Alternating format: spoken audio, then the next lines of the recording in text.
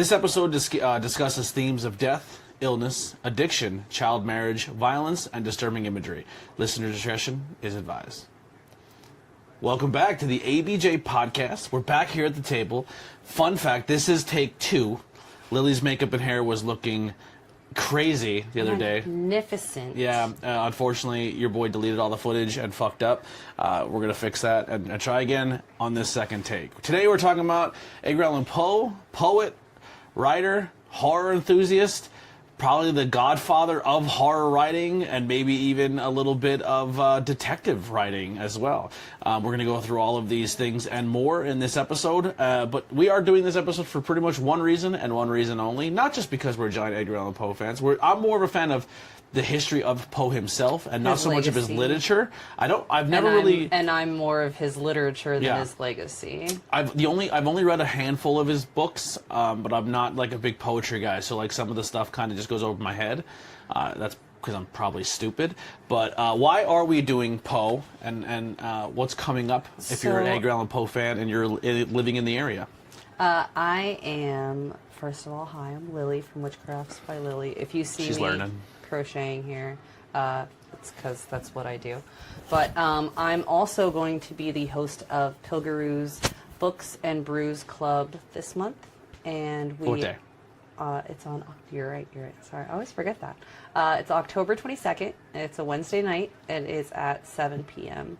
I might bump that up to 6:30 just so we do have enough time for what I have planned. And what I have planned is we are going to be discussing reading as well as discussing 4 of Poe's most famous literary works. All ages are welcome. There's going to be food specials from A-Team's Wings and Things is going to be outside with the food truck, but they're going to have a food special which will be announced that week. And Pilgaroos also working with me to have some drink specials, a cocktail special and a coffee special. Nice. It's going to be super exciting. You're going to be entered in for raffles and giveaways that day? Yeah. So I'm planning on doing a giveaway. There's going to be a handmade crocheted item. Spoiler alert, this isn't it. That was the cat rubbing against me. Go ahead, sorry. She's playing footsie under the table. I am planning on crocheting something handmade, as well as there will be a copy of all of Edgar Allan Poe's tales and poems will be given away, and it's basically going to be a participation prize raffle. So I'm trying to get people more involved in it and more people in the area to want to come to it. Mm-hmm. So what we're doing is you're getting raffle tickets for every reason. I will give you every reason to be entered into this raffle. No purchase necessary, honestly, but it does help. If you do make a purchase, it helps. So if you walk in the door that night, you get a ticket just for walking in the door. Literally, whether you're there for book club or not, that's the one thing I will give to everybody who's there. Everyone will get a ticket for that. And then, like I said, there's going to be drink specials. So Pilgaroo is a brewing company. They do brew all of their beers, craft beers in-house. And all of their drinks are homemade, organically. Alyssa makes all of her cocktails from scratch. And you're going to be on camera if you walk up here. There's a camera right there. Just letting you know. But it's right behind you. Sorry. So because they do have amazing drinks there already. You're going to be on camera. Just every time. You're going to have a ticket for the drinks that are already on tap. And then if you're getting one of the drink specials, you'll get 2 tickets. And then, like I said, for A-Team's food, they will be there that day as well, and you'll get 1 ticket for getting food from them. But if you get their special that day, you'll get 2 tickets as well.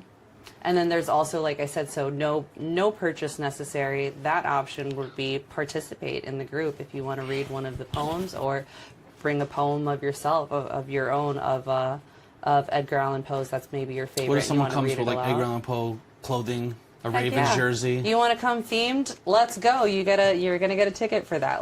Participation is the whole point. So when we do get to the discussion points too, you can join our Facebook page. There is a Pilgaroo Books and Brews Club Facebook page, And if you go into there, I'm going to be reading these stories, dropping them once a week. And there's going to be questions that are in the Facebook page. And if you join those discussions and comment and you're in those, you're also getting tickets for that. Like if any bit of participation, you're going to get. I'm expecting there to be a lot of tickets, and we'll see who gets the prize at the end of the day. Awesome. I'm super excited for it. I'm pretty proud of you for doing this, and I'm trying to do my part to help promoting by doing this episode. So we're going to get this done, recorded, and go out. All right. Lily, picture this. It's a cold October night in Baltimore.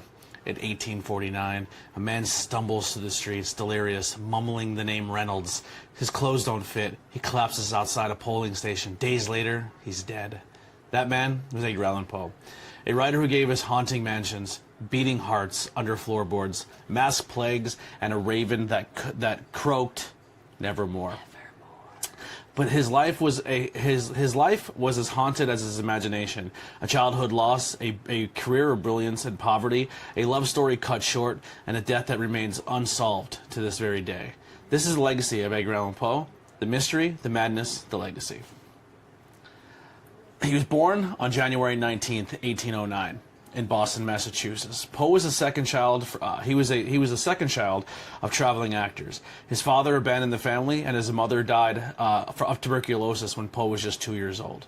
Poe was taken in then by John and Francine. It's France. Is it Francois? It's F-A-R. C-O-I-S. Can I finish? I'll tell you what it says if you listen. F-A-R-N-C-E-S, like Francis. I guess it's just not a common female name. It throws me off. John and Frances Allan of Richmond, Virginia. Though they never formally adopted him, he gained the name Allan for his middle name through them. So he kept his birth parents for last name, but then the Allans through his middle name. Second surname. Yeah. John Allan was a stern Scottish businessman. Francis was nurturing.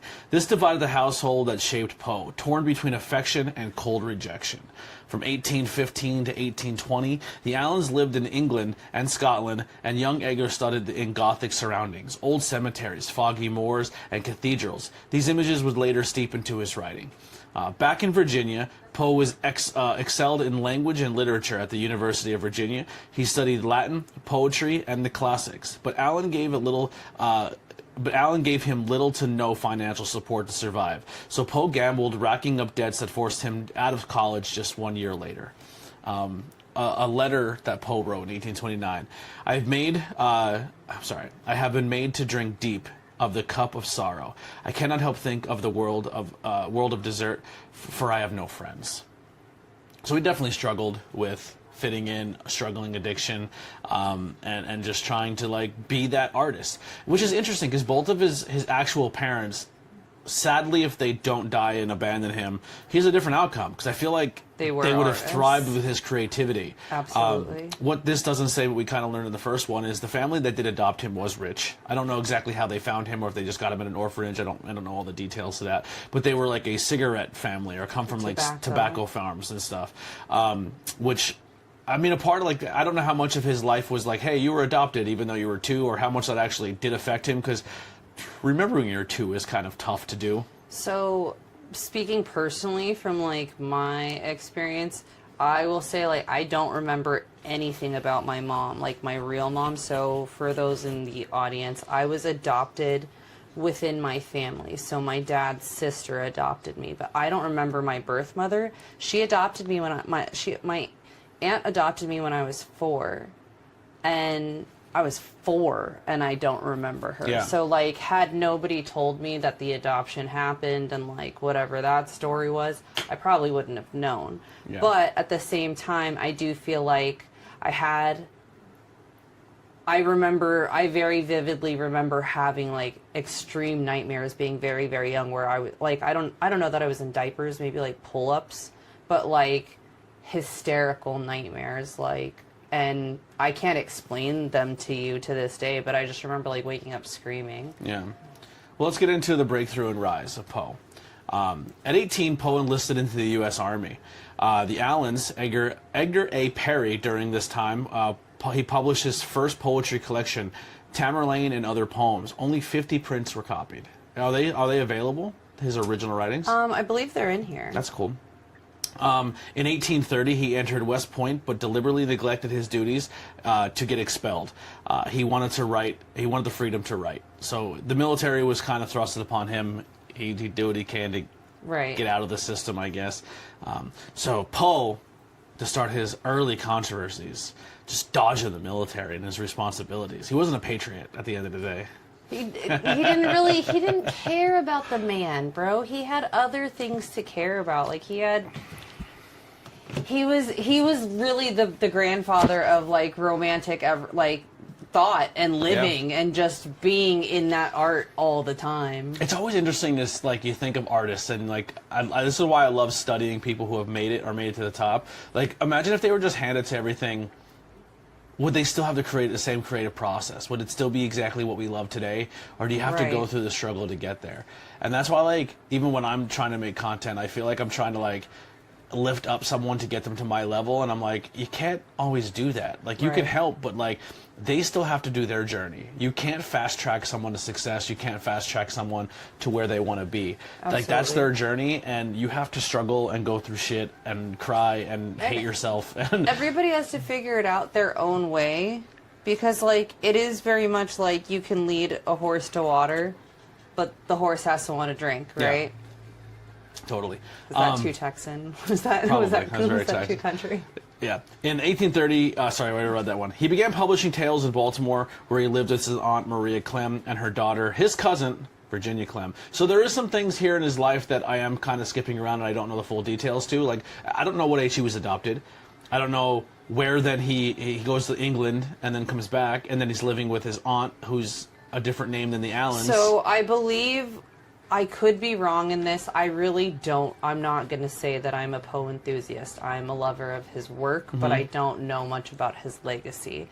I probably learned it earlier in my life, but I don't have that many brain cells left. I believe that whenever he dropped out of school or had to drop out of school, his stepfather was not approving of it, and he had to go then live with his aunt. But was it on of his biological side, or was it? I don't know. Yeah, that's what I'm interested in. Because... where'd he go? So he moves back to Baltimore with Maria. So I'm just deducting that maybe with his aunt. With his aunt. Wasn't it Anne Marie? Maria Clem. Oh, sorry. Yeah. I was off. So. My bad. I'm thinking maybe Maria Clem was related to his biological family, because he went back to Baltimore, and that's where they did say his mother was like more nurturing, so it would make sense that like her family would probably... Listen, there's more we still have to learn here. We're just trying to give cliff notes so you guys can learn, and we're not trying to make you listen to a 4.5 hour podcast. Plus, I don't want to edit a 4.5 hour podcast. So definitely look into more things. I'm sure there's great books about Poe, documentaries, whatever. I know I'm going to dive into more and try to learn more myself, but this was kind of thrown together. I didn't get to do the full research I wanted because... It was like, hey, can we do this? Yeah. So... yeah, I'm going to leave it. What I was going to say, though, is I am excited for you to watch The Pale Blue Eye. Yeah. Because, like, after now... I watched it recently, and now, like...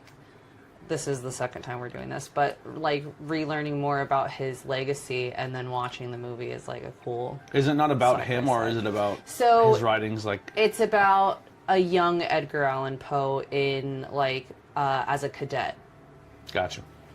All right, and also we're talking about him marrying his cousin Virginia. A little bit of controversy here. She's 13, and we figured him out to be about 24, 25. Yeah. So, maybe a little bit of a yikers in that situation there. But yeah, let's dive more into that. In 1836, Poe married Virginia. She was only 13. Though shocking to the modern eyes, marriages of this type were not unheard of in the 1800s. Right. Still, their bond was deep, and illness later devastated him, because then she also died of tuberculosis, the same way his mother died. The trauma, am I right? Poe became the editor at the Southern Literary Messenger. His savage reviews earned him the fame and his enemies, which then nicknamed him the Tomahawk Man. in He 1830. did I think he was doing satire at that time too, if I'm not Was incorrect. he like our first shock jock? He was like our first Howard Stern.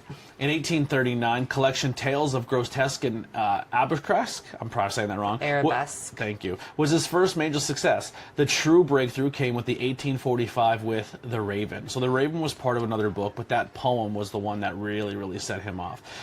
We did learn at this point in time, this is when he received some fame and some fortune. Unfortunately, he only got paid $9 for that book to get put out there. We would say some fortune. We would. Yeah, say he didn't get the payment. fortune, but he got some fame from his writing. Yeah.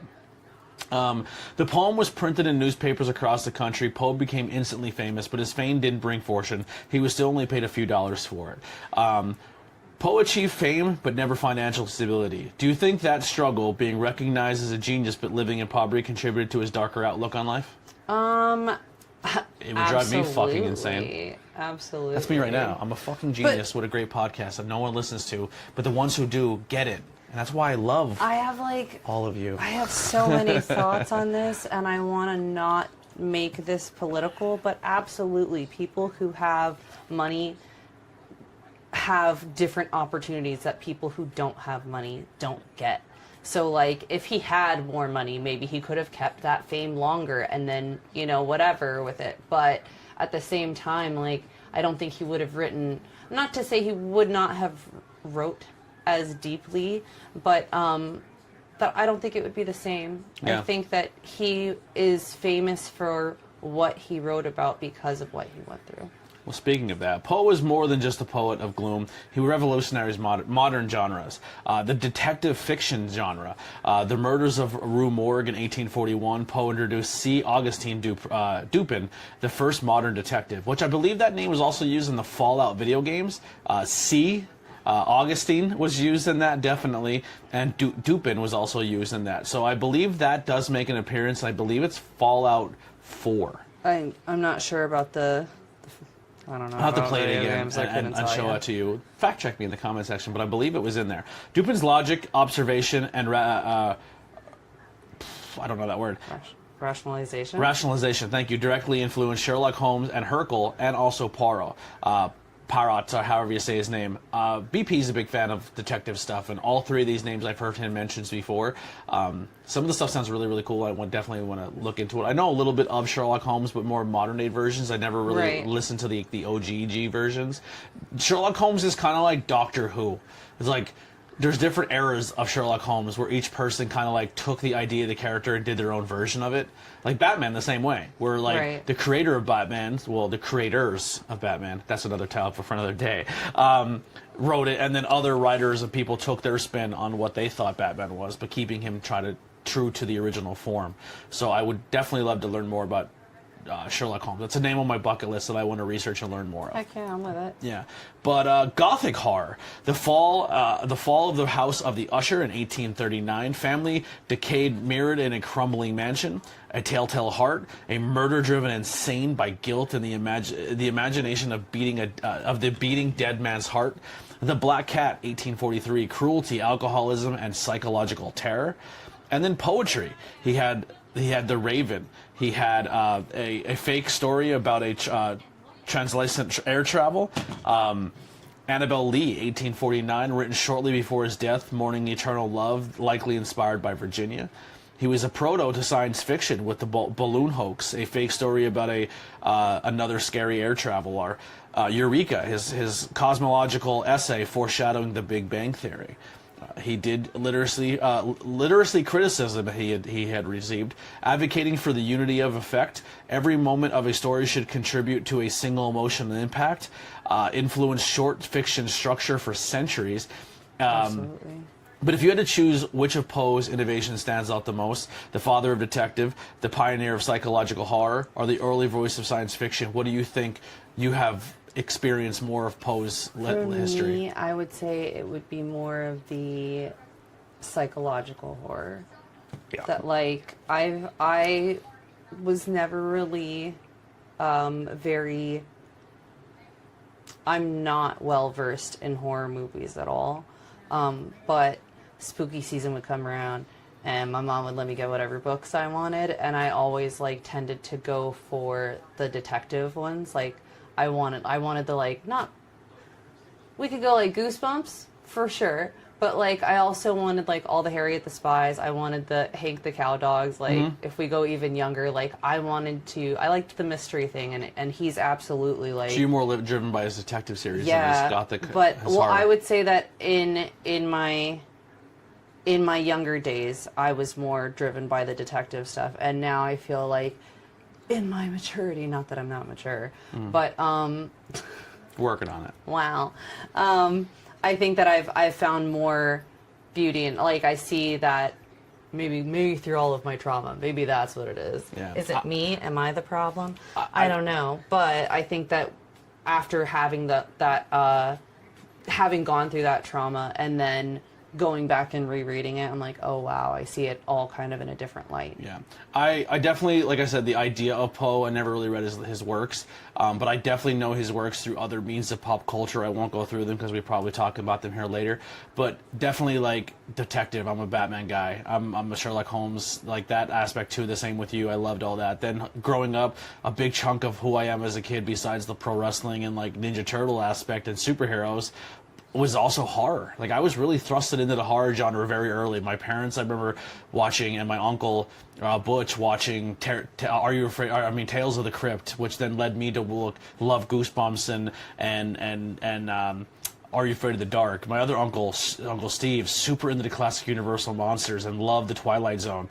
Like if some families watched the Christmas Story on Christmas, our family New Year's Day, New Year's Eve, Twilight Zone was on until the ball dropped. Like that was on in the rooms. Was a Twilight Zone. Oh my gosh! You know what I mean? I kind of love that. Yeah, that's amazing. It was that was big, and like and then like I would sit like the families would kind of split into like two groups. Like the guys were in one room and the girls were in the other. Like the aunts and the uncles. I feel like that happened at our house. And too. the uncles would be either they would just transition to talking points and debates and who was the best and what was the greatest and quoting TVs and movies. So even watching my adult figures quote, like my Uncle Frank quoting Married with Children quotes or the Honeymooners over and over and over again, and my Uncle Steve singing Beatles songs, like, but then also switching into like who's the greatest running back of all time, you know what I mean? So like I was like, it's funny, and then the aunts are into the dark and the spooky as well as them. Like I was very thrusted into a family that creativity and horror and all that stuff was very much a part of that. But so, and I could see like so much of now what we know as Poe in a lot of that, which is kind of cool. Yeah. Well, let's get into controversies and conflicts. Poe had a reputation for alcoholism, though modern scholars debate whether he was a chronic drinker or simply unable to just handle small amounts of alcohol. So he might have just been a really cheap drunk, but who knows? He's been so long, people theorize. It's all just rumors of drug use, particularly opium circled through evidence, and his evidence is that he's thin. So people say that's heroin, my guys. Yeah. So that just means that, like, okay, maybe he couldn't have a drink because he was already messed up on other stuff. Very true. But also, that stuff makes you hallucinate. He accused Henry Watson stories. Longfellow of plagiarism, sparking a very public known feud between them as the Longfellow War. Mm-hmm. His marriage to Virginia was controversial due to her age, though their relationship was affectionate. So even in that time, it does say, I was looking into it, that even though it was not uncommon for that, no, even though it wasn't unheard of, yeah, it wasn't. It was very still common. very. Even that time looked at it like too much. Yeah, what you doing? That's your cousin. Like, you know what I mean? There was a lot of different elements. Right. It was a multitude of things on top of each other. Yeah. Poe's long illnesses, Virginia's long illness, of tuberculosis devastated Poe and likely inspired stories like The Dying Woman, such as Ligeia and Annabelle Lee. I probably said that wrong. I apologize. One of his critics says he was brilliant, but quick to anger, quick to despair, and merciless with his pen. Relatable. The sword. Relatable. Wow. I'm brilliant, but I am very quick to anger, and when I do get pushed to that anger, I get a little crazy. I go for the neck, and I need to calm down with that. You need to calm down. Yeah, I'm like, all right, you made me feel a certain type of way. Thank you, camera, for completely untracking me. That camera shot's gone for a while, for as long as I was talking. Stick with me. Thank you. Welcome back. Anyway, do you think Poe's controversies, alcoholism, feuds and his unrivaling marriage fairly overshadow his genius, or are they just part of what made him as an artist we know today? I think that's what makes you who you are, right? Yeah. Are your lived experiences. Like, we just talked about Howard Stern. Imagine if we took all the time. controversy and all the rivalries with the FCC and other radio DJs away from Howard Stern. His legacy is way different. And I don't know if it shows much about him and then his growth later on. So I think that, like I was saying, like I think people change all the time, and experiences shape you to who you are, and like who you are like right now is not who you're going to be in 10 years or who you're going to be 10 years after that, because those experiences are still shaping you. You're constantly changing. Yeah. All right, well, let's get into key works and cultural footprints. Poe's works influenced French symbolists who translated his poems into French and made him such an icon in Europe. So the French are huge of making him more popular overseas. H.P. Lovecraft cited Poe as one of his greatest influences. Love that, too. Stephen King calls Poe the godfather of American horror. Roger Corman's 1960 films adapted Poe's Gothic tales, and Vincent Price is becoming the face of Poe in cinema. So Vincent Price is almost synonymous for the imagery of a lot of his imagery was Poe. Okay. Yeah. Musical tributes. The Alan Parsons Project, Tales of a Mystery and Imagination in 1976. Lou Reed's The Raven in 2003, and Iron Maiden's Murders in a Room Morgue. Comic books, Batman. Nevermore DC imagines Batman solving Poe-inspired mysteries, but this is the entire framework of Batman is very Poe. Right. The city, like Very dark, very like everything is gloom. Are these villains actually? I'm sorry, go ahead. Are these villains actually? Is it a man that looks like a crocodile? Is it a guy who resembles a penguin, or is it just the hallucinations of a madman trying to make his villains worse than they are? So, first of all, love that. But secondly, thinking about it, a lot of Poe's themes in his writings are what's the difference between like revenge and justice. Mm-hmm. So like you can literally just tie all of that up into Batman right there. Like, is it revenge or is it justice? Yeah, and Batman also is looked at as like kind of an asshole. Like he was a billionaire that could have used his money to help, but he went out there and beat up homeless people. So there's the flip side of what he did too. Sports, the Baltimore Ravens NFL team with the mascot Poe, and the stadium is very enriched in Poe themes. They have Poe stuff all over the place. We did talk about before that you are officially, as of not this week but next week, declaring yourself a Baltimore Ravens fan. Next week I'll be a Ravens fan wholeheartedly. Who's your quarterback right now? All right, his name's Lamar Jackson. He's really good. Yeah, just trying to help you out a little bit. Appreciate that. We'll get you there. Wait, who's the quarterback for the Broncos? Because I don't know that either. Yeah, exactly. She just likes the colors. This is what it comes down to. Pop culture more. The Simpsons, Treehouse of Horror, retelling of the Ravens remains is still one of the most beloved parodies. That's right. They did. I think Bart is the Crow and Homer is Poe. We should watch it.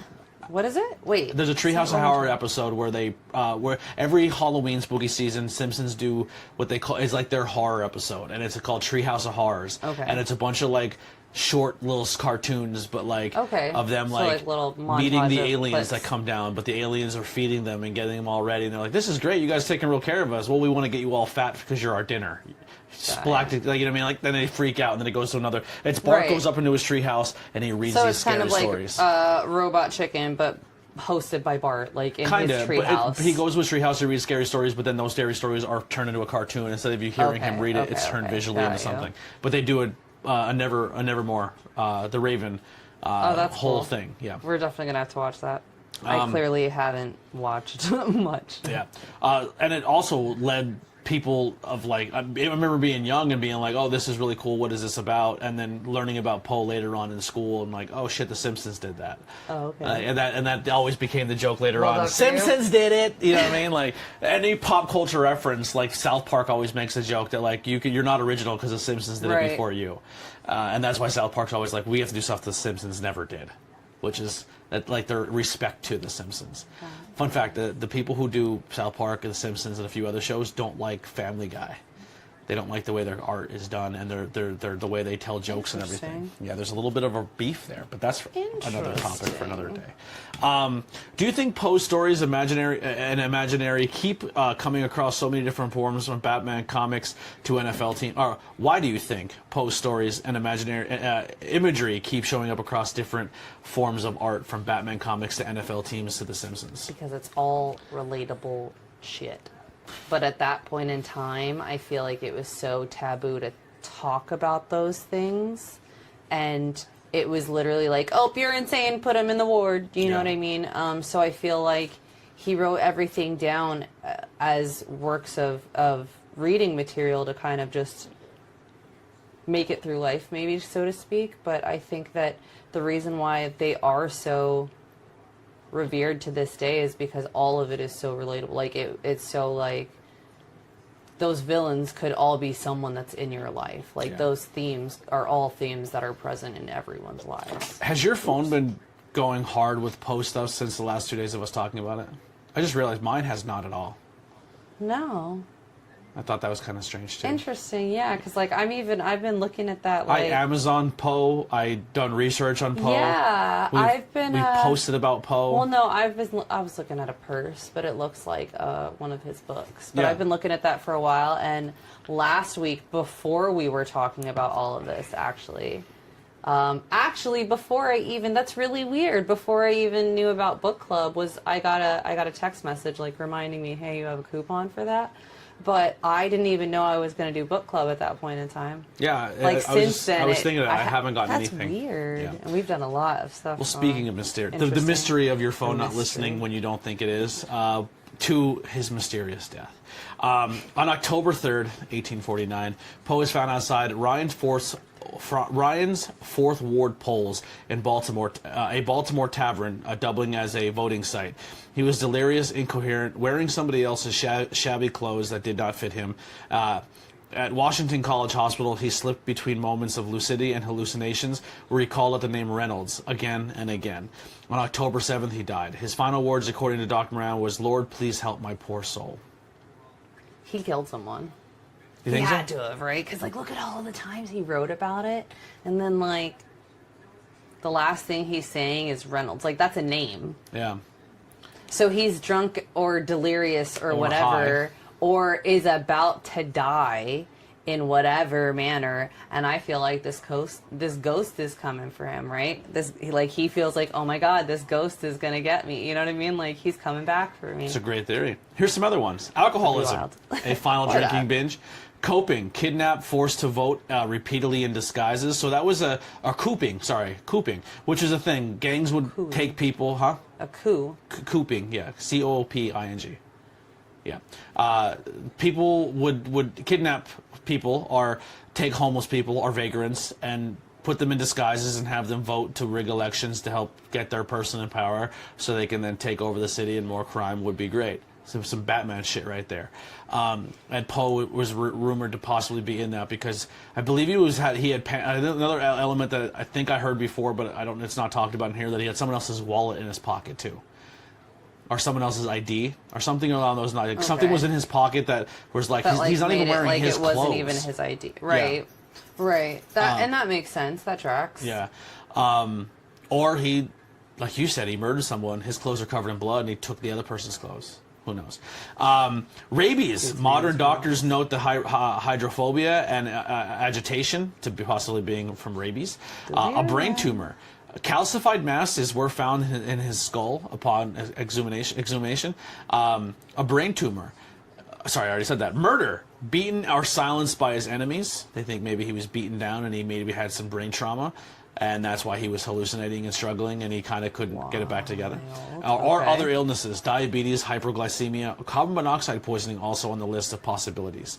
Or what if it was the tuberculosis? We don't know.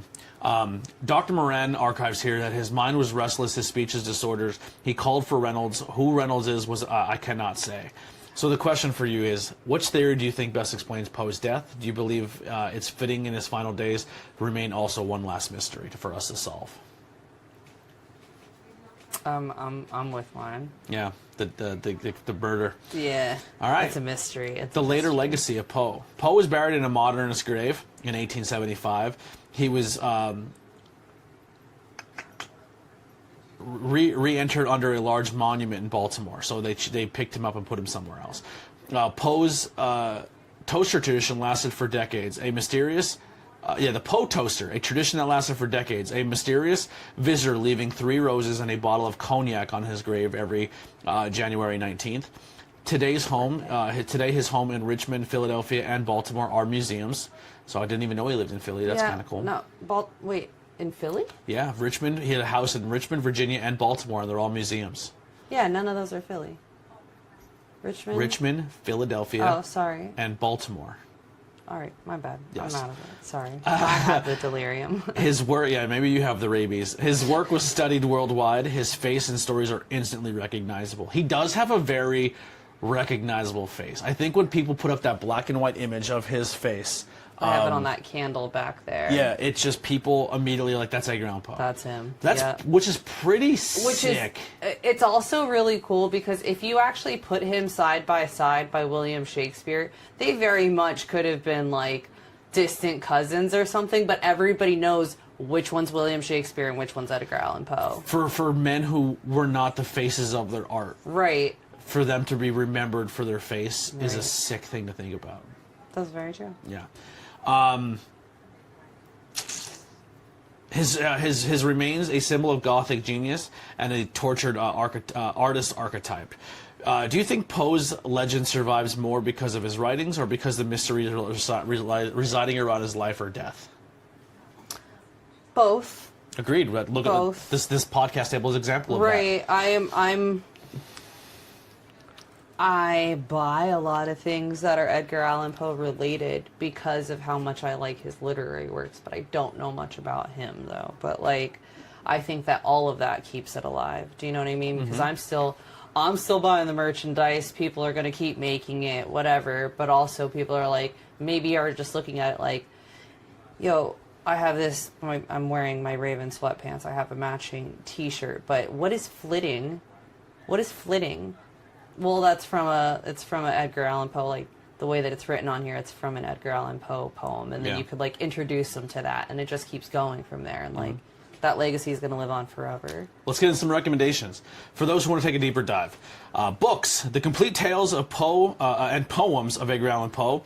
It's super affordable. You can get a really nice hardcover copy, and the book and the artwork on it is beautiful for like $40 on Amazon.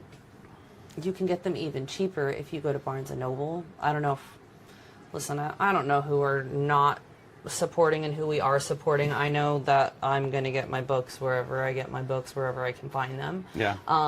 But I got my copy, which did come with a beautiful cover, but because I know that I'm a mess all the time, I have it upstairs in a tote that's like safely packed away. One day I'll take it out. But I got it at Barnes & Noble for $10. Yeah. For the entire set. I know Barnes & Noble does those series where you put them on the shelf and they all visually look like. And that's what these were. I have like Dracula, Edgar Allan Poe. I had the H.P. Lovecraft one, Edgar Allan Poe. I believe I had.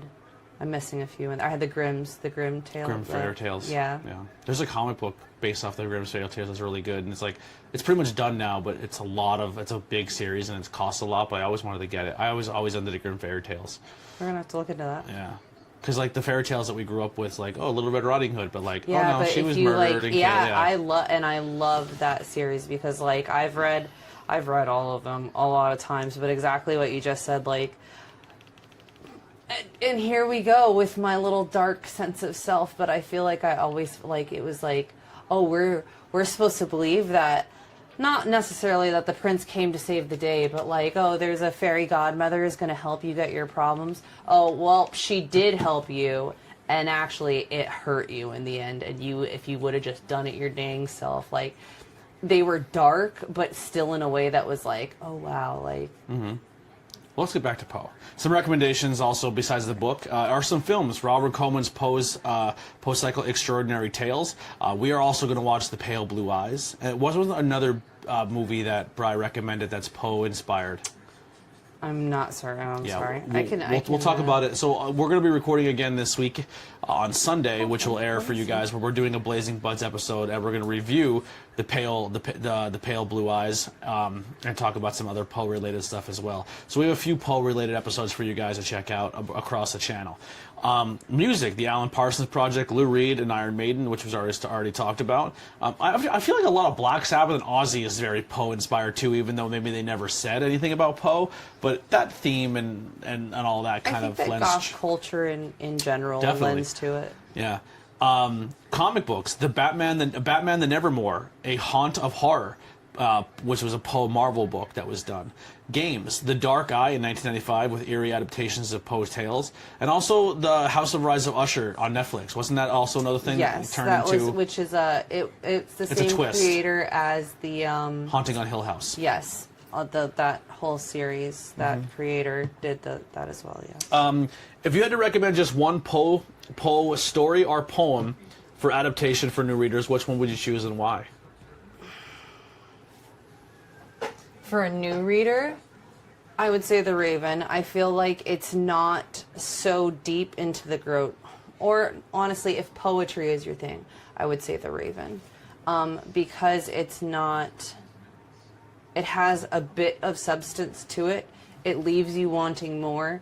It makes you question things. It has like a little bit of all of his themes into it. The beauty in everything. The beauty or seeing the beauty in the darkness of things. I think that that kind of encapsulates it all. But I think that if you want like something like a little shock twist value, the Cask of Amontillado is my favorite because like that's where he buries the guy in the cellar, alive. I mean, yeah, bury the lead. Spoiler alert! If you haven't read it since the 1800s, just because it came out in the 1800s, if they're a new reader, no, I don't know. But that one. I remember being in school and first reading it. I think I was 10th grade reading it and being like, wait, what just happened? Did we miss something there? Like, can we just backtrack a page and just like, it was such a... plot twist. I mean, yeah, a plot twist, absolutely. It was very much a Fight Club moment. Like, what? Yeah. For me, I'm not... Reading books, I don't get very visual. Now, audiobooks are great for me. I found a love of reading books through audiobooks. I'm not someone who I'm a very visual brain person, which is wild to me, that I cannot read something and get the same effect. I read something and I'm so focused on the words of what I'm saying that I'm not able to let my brain put the picture together. So it's like it doesn't work for me. It's like 3D glasses. Like I can wear them any way I want. I'm not going to see shit in 3D. Right. You know what I mean? Oh man, I hate those things. Yeah. What's the freaking point? But that's just so. But if I listen to an audiobook, I 100% visually get there. And there's only one book or one or two books that I remember like reading where it visually put me there where I was like, oh shit. But somebody was reading it to me. When we were in class and everyone took turns reading, I didn't want to read, not because I also sucked at reading, was very self-conscious about it. Another reason why I'm doing the podcast in this form to help better myself at my public reading. And if I ever get to a job where I have to do cue cards or anything, I want to get better. But, and also learn better words. I just want to get smarter. But, one SAT word a day. Yeah. But I don't know the name of the book. I always say the wrong thing, but the Cast of the Red... Oh, the Mask of the Red Death, or whatever. The Mask of the Red Death. Yeah, I love that one. Like, I visually was there of, like, watching this party, and each room had its own theme and color scheme, and he just went through the party, and everyone bleeding out of every orifice of their body. There's theories that specific short story is based off of Dante's... Inferno. Yes, but like the 9 levels of hell, and going through each one is like going through. So you're going through a different room, but you're actually going a little bit deeper. Yeah, I always looked at it. My visual representation was like the last room was where the richest of the rich and the kings and the queens and the leadership were, and there was like a pyramid scheme. Every room was just there, but you're all implicit to the same crime. Right. And death was like, I don't care how much money you have, you're all going. Right. And that's how I perceived it, and it was very punk rock to me. Yeah. That's fair. That's completely fair to be like, they all die. Yeah. Yeah, it's like, fuck them. And then the homeless people outside are like, we can't even take their shit. It's covered in blood. Anyway, yeah. All right, well, let's close this one out. Edgar Allan Poe was more than just a writer. He was a visionary who gave us nightmares, detectives, doomed romances, and a world that we still in worlds that it still inspires. His life has ended in mystery. His stories will live forever. The same. Some say the greatest mystery is we'll never know how he died, but maybe that's perfect ending for a man who turned the shadows into his stories. And so, the Raven whispers once more, nevermore. Thank you guys for tuning in to the ABJ Podcast. Make sure you come to Brews Giving here at Pilguru. If you can't physically be there... Brooks and Brews Club. Brooks and Brews at Pilguru Brewing Company. If you physically can't be there, we can also figure out ways that you can get inspired, or you can come and hang out just by watching this content if you're not local or from around us. Also, if you want... maybe something Poe inspired because you like Poe and you like the fact that Lily's also into Poe, reach out to Witchcrafts by Lily. She has all these great ways that she can create things for you, whether it be refashioning old clothes, putting stuff on clothes, crocheting. The lists are the possibilities are endless. So hit her up for all your creation needs. Thank you. And what I was going to, what I will add to that is, even if you can't be there that day, like I said, if you join our Facebook page and you jump into the chats and you're discussing things in there, I'm still going to be throwing tickets in for you. So you still have a possibility of winning that prize. So even if you can't make it that day, if you win the prize, I'm going to be, contacting you. We'll figure that out later. But you don't have to be there to win the prize. There's a bunch of different ways to be there. But again, another thing about our book club is everyone's welcome. Pilguru, although it is a brewing company, it is an all-age business. Yeah. They have, if you're worried about it, we've had, I have some bodily injuries going on currently, but before all that happened, I was bartending there. And we've had families come in and their kids sit, not saying that they're not, being negligent or anything, but the kids sit and play on the Xbox. We have a Wii there. There's board games. There's stuff for everybody to do. The owners bring their kids. Guests absolutely. bring they're all kid and pet friendly. Yes, which are pretty much one and the same. I think until they hit a certain age, they're like puppies. They're just a nightmare. They're cute, but they're a nightmare. But yeah, we have brought in the girls there before, so they're like my kids have actually helped me run a marketplace there before. The brewery's going on 4 years in its existence, and knock on wood, no fights, no arguments, nothing serious. No one's ever been injured because of drunkenness. Everyone who goes there, even though the beers could be strong, everyone drinks very responsibly, and it's a great place. And that's another reason why I like going there. Who would have thought a punk rock, pro wrestling, goth hippie emo bar would be the chillest place in the world, and no one ever gets hurt or nothing terrible ever happens? Come at us, bro. What? Our fucking generation's killing it.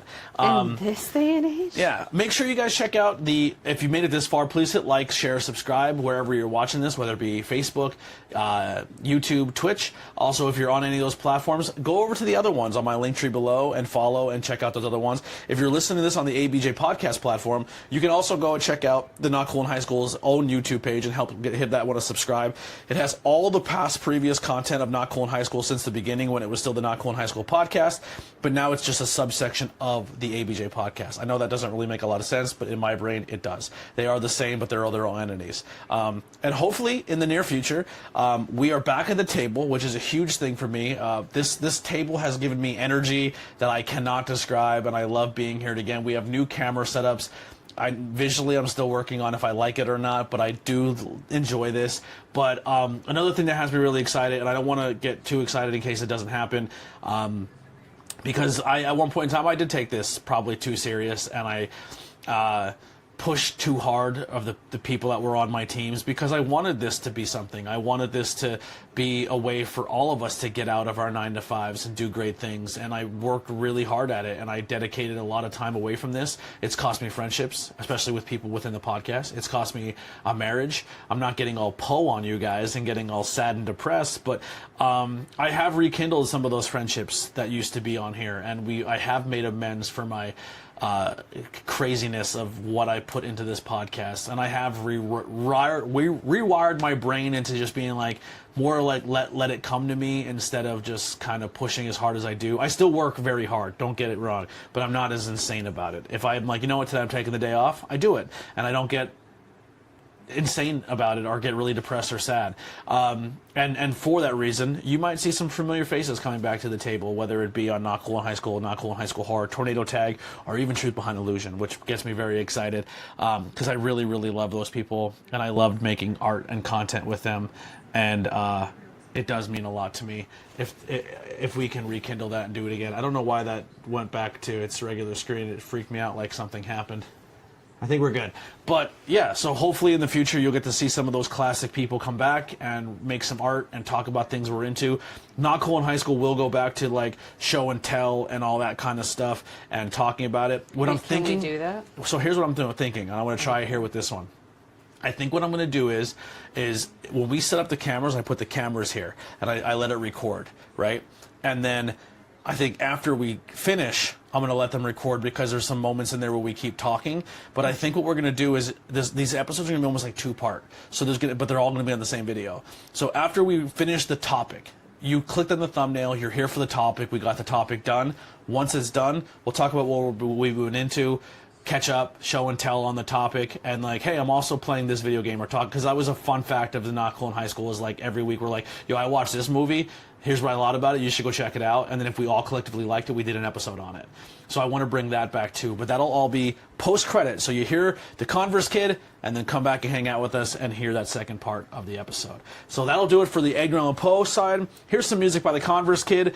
Make sure you check the links below. Follow myself on all social media. Follow Lily, and maybe we'll come and hang out with you guys a little bit after the credit and talk some more stuff. Lily has some stuff she wants to show off, and we'll go from there. See you guys. We're out of here. Bye. Okay. All right. We wrapped. Fuck those viewers, right? Am I right? Oh, you're still here? Sorry. All right, well, let's get into what we've been up to, what we've been doing. You can crack it. I don't care. What we've been up to, what we've been doing, what we've been watching, talking about, pop culture-wise, music, movies, whatever it may be. Have some fun and go from there. So, let's do your show and tell first. Okay. Forget the hoodie I'm wearing currently. Not sorry for who it offends. So we're probably going to lose her on camera. Try not to lose the camera bit too much here. I'm going to have to extend my legs a bit. But this is what she wore yesterday, and I deleted the footage. Yeah. My makeup, my hair was beautiful. I have second day curls, so we're just, here we are. But it's okay because Poe would love me to look insane. Yeah. But yeah, so here's my favoriteest shirt. It's from Black Craft Cult. It says, "And the Raven never flitting, still is sitting, still is sitting." And I really hope you don't lose me. Are you gonna try to good. okay. I have the matching cool pants, he's like, the pants are gonna have to look on that camera. He's a raven sitting on all of Edgar Allan Poe's books. What we'll do also is we will say, take photos of all this and post it on your Instagram, and if people want to go check it out, they can go and check that out. So that was like a whole set, right? Shirt and matching sweats. As far as like his legacy living on, we did talk a little bit about this in the deleted photos, but like the Raven and Nevermore have both become like synonymous with Poe.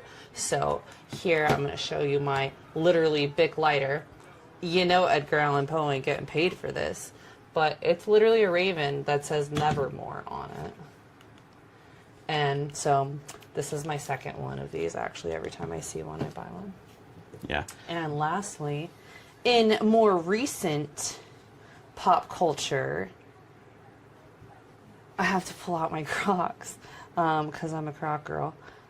Wednesday Addams. If you watch the new Wednesday series, I have all my little Croc gibbets, but I have the Nevermore Academy. Nevermore little seal there too.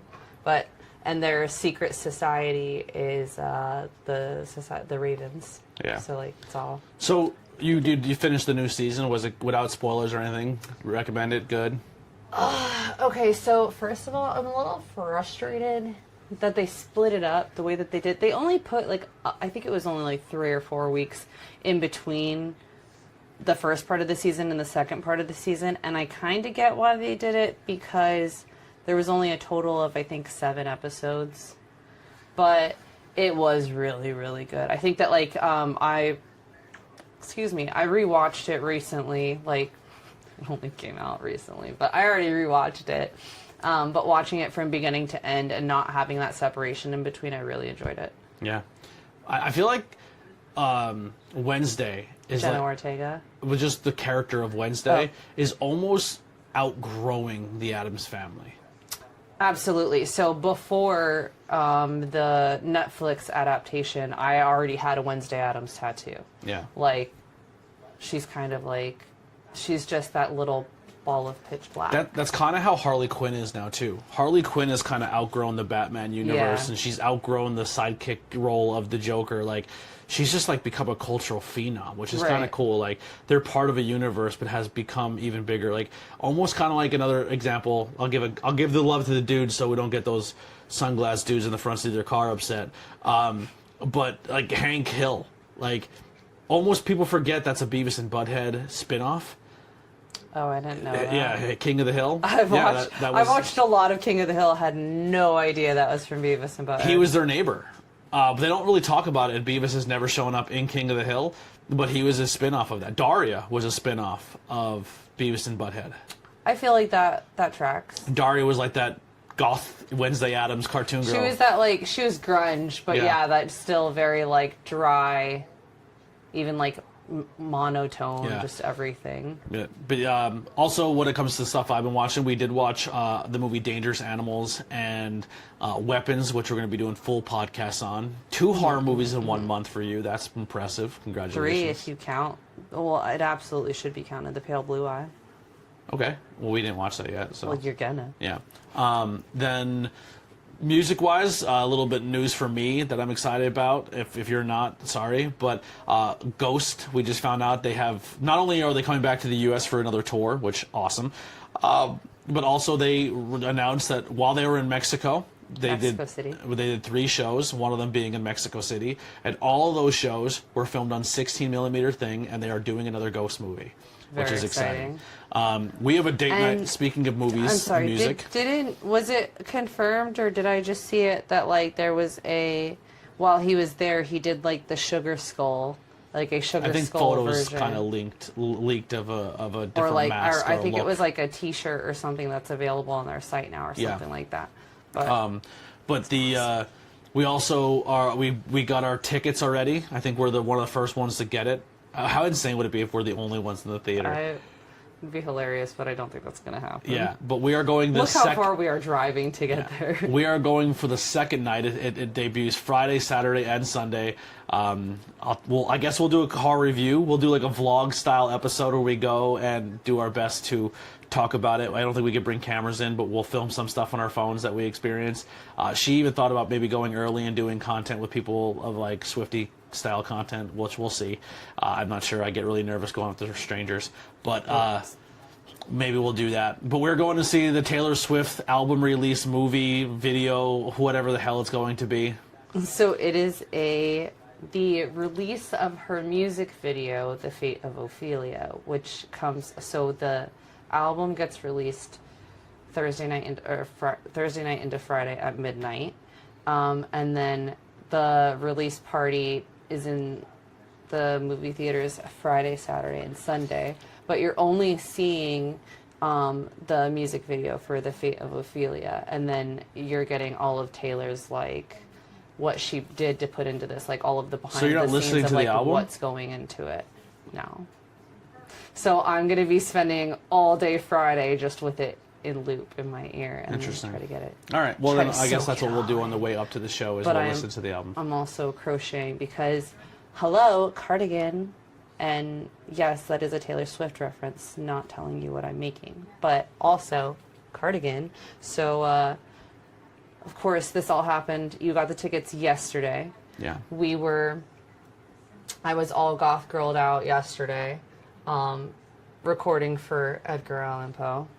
And today we are again today. And, I mean, Taylor Swift's kind of goth. I mean, she's the daughter of Anton LaVey, right? That's a conspiracy. Anyway, so we're doing all this Poe stuff, and in the midst of it, I'm making a Taylor Swift cardigan. But that's the life of a Poe girl. Yeah. Get it? No. It? Oh, her new album's called The Life of a Showgirl. Gotcha. Dang. Yeah. I'm sure it landed it with some other Taylor Swiftie. Yeah. But just not me. Yeah. You should make friendship bracelets. I should not. I have no time to do anything. It's this week already. I have to still edit this video and another one. Touche. So, anything else we watched? Actually, I have the music thing. I haven't listened to a lot. I've listened to a little bit here and there. But my brother was home from the military, and he's really passionate and into Sleep Token. So the other day we were kind of doing things and straightening up this room, and I put on his favorite album. And maybe some Sleep Token reviews will be coming and more album reviews. Myself and Billy are already in talks of doing album reviews. He still hasn't given me what review or what day he wants to record. But that's just the life of this podcast. People are like, I want to do it, and then you just never set a date and tell me. And then there's people who do set dates, and then I cancel on you. So I apologize for that too. It goes both ways, I guess. But yeah, anything else? I'm drawing a blank with other things that are going on for me. Things that are going on. Pop culture wise. Oh. Movies or music or anything we've consumed.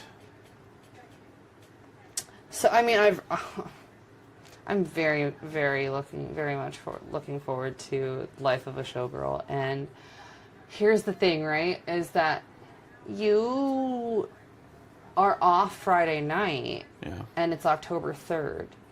And it's October 3rd, but October 3rd is such an iconic day for a different reason. And that's because it's Mean Girls Day. Taylor Swift is not a mean girl, by no means. But maybe I have my own conspiracy theory with that. Should I give the Taylor Swift conspiracy theory? Go ahead. Okay, so Karma was supposed to come out, but Karma never came out. That was an album that got dropped because of everything that was going on with her getting her albums back, but she never actually let it go. So I feel like this is the Karma album. Like, this has already been debunked by all the Swifties. It's just common sense. But Karma is supposed to be like in the Reputation, in It's Me, Hi, I'm the Problem, It's Me, in that the anti-hero, in that music video. The girl who's wearing orange and green throughout the entire music video is the mean girl. She's the show girl. She's the rude girl. So it's like, maybe, like, Taylor Swift is dropping Easter eggs left and right. Maybe she's just releasing it on that day because this album is about the mean girl. This is from that mean girl's perspective. Like, Gotcha. Interesting. Okay. Mean Girl Day. That's my. We'll see if that's true. You know, come in a few days. I also want to this weekend, or not this weekend, but sometime this month. I need to find a Rocky Horror show, whether a live production or a theater playing it. Absolutely. We found that our theater's doing it, but it's on a Wednesday or Thursday night, and we don't have the money to go, so that's not going to happen. But hopefully, sometime in the month, someone's doing it. I definitely want to make that a yearly thing. I haven't done it in a while. I just think with your hair pink. I'm sorry, I will go back there. You should. I think we should do Mean Girls finally. I should make you watch Mean Girls. Okay. It's a cult classic at this point. We have a table. We have time. We have me and you. It's easy to book with you because you live here. Right. So yeah, we can do more movies. I'm making you watch all these horrors, so you can make me watch your stupid ones too. Girl movie. Yeah. You're gonna watch Clueless too. No, right. I'm just kidding. I'll watch it. We'll watch it and talk about it. Honestly, Clueless. We could talk about how it doesn't. That's Alicia age Silverstone, well. right? Yeah. Yeah. I'll watch them There's both. a lot of parts in it that don't age well. I'm gonna make you watch some fucked up shit though. You do. No, I haven't. I've been really. I didn't pull your hair out, but the reason you didn't get a lot of braids done during Dangerous Animals is because my hands were in my mouth, like going like this the entire time. I know. I watched movies with you. That's my point. Like, you're telling me, like, oh, but have you watched some messed up shit? Bruh, I watched somebody get cut in half from their hoo-ha. Terrifier, which is part 3 we're going to be doing as well soon with Courtney. But so much coming out. Thank you guys so much. This is, I guess, podcast already ended, but thank you for hanging out with us for the bonus scenes. Super dope. If you guys like this format, let us know. Let us know in the comments. Engagement. That's how we grow. These algorithms are 100% based on what you're watching and consuming. If you have made it this far and you haven't commented or hit liked or engaged on this at all, you may lose us. The algorithm is pretty much based on what you engage in and what you're watching. And if you just skip through it or don't come or come and leave, it's not going to help. And it's the way it is. If we grow, we grow. If we don't, we don't. As at the end of the day, I'm making art. I'm happy doing it, and I'm doing it with people I care about. And that's my sappiness. We're out of here. Enjoy yourselves. Have a good spooky season. We have tons of spooky season content coming for you. Even though the Not Cool in High School page is dedicated and the horror page is its own thing, we are doing speaker-related stuff on each page this month because that's what it is. But also, if you want more Poe, come hang out with us on the next episode of Blazing Budge, where myself, Bri, and Lily sit down and hang out, smoke, and talk, but then also cover some Poe and review a movie. We'll see you guys next time. We're out of here.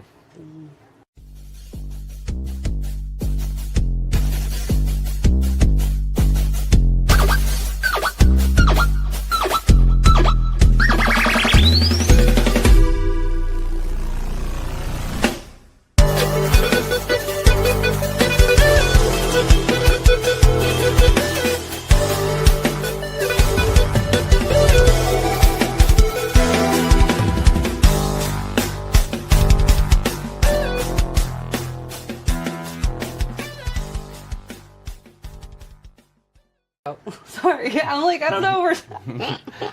I'm trying not to put the drug use in. No, that's fair. shot. That's fair.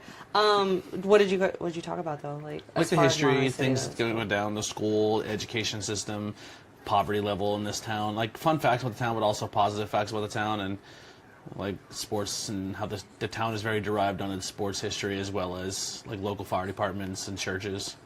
I know you talk about Monterey City all the time, but I'm excited to watch it because I don't really like you talk. I don't want to say you talk more about, but I feel like you talk frequently about the Molly Maguires. Mm-hmm. So and also I did enough about them, but not a lot because I want to do a full episode. Well, no, what I was gonna say though, I mean like in a day-to-day, like just your regular talk, like you've talked about them to me before, because like I brought them up to you, I think, because of my friend's grandfather. She was connected to them, yeah. Right. But, like, past that, I really don't know jack squat about Monterey City, so... Yeah. I'm passionate about it. It's where I'm from. I think it leaves a legacy for me, but... Yeah. All right. Let's get into this one. We are doing the episode of Edgar Allan Poe. We're going to be starting right now in 5, 4, 3, 2, 1...